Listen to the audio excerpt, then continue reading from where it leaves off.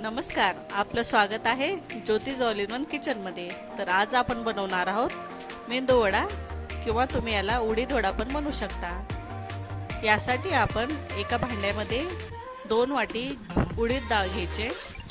उडीद डाळला पाणी टाकून चांगल्या प्रकारे धुवून घेऊया व त्याला 4 ते 5 तास भिजत ठेवायचे। त्यानंतर आपण उडीद डाळ मिक्सरमधून जाडसर वाटून घ्यायचे। डाळ वाटल्यानंतर मिक्सरमध्ये आपण 4-5 हिरव्या मिरच्या, अद्रक, कोथिंबीर, कडीपत्ता, जिरे व काळी मिरी वाटून घ्यायचे।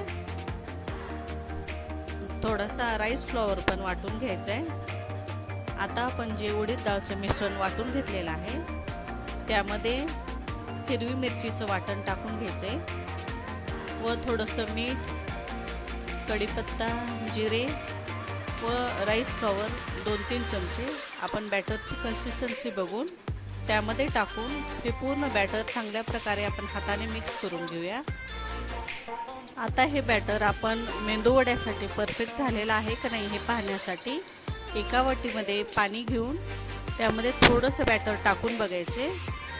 ते बॅटर पाण्याच्या वरती तरंगत असेल तर आपलं मेंदू वड्यासाठी बनलेलं बॅटर परफेक्ट आहे असं समजायचं।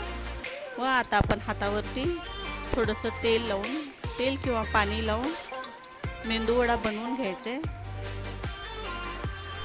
अशाच प्रकारे आपण 4-5 मेंदू वडे बनवून घेऊयात व तेल गरम झाल्यानंतर त्यामध्ये वडे गोल्डन ब्राऊन कलरमध्ये तळून घ्यायचे।